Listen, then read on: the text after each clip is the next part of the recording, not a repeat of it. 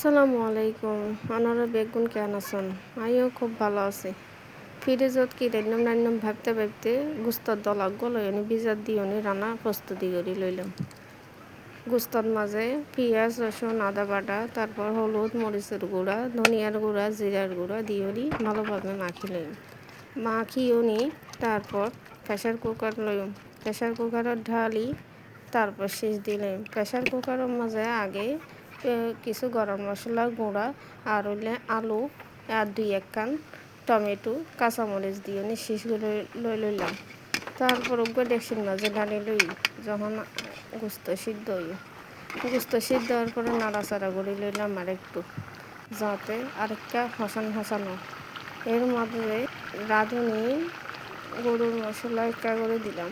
তারপর কি আর কইছম, ধনিয়ার পাতা তো আদা রোদ্দুর যাই বা নদীতে আবার ভালো না লাগে, গোস্ত মজা না লাগে, তাই ধনিয়ার পাতা দিয়ে বন্ধ করে লইলাম।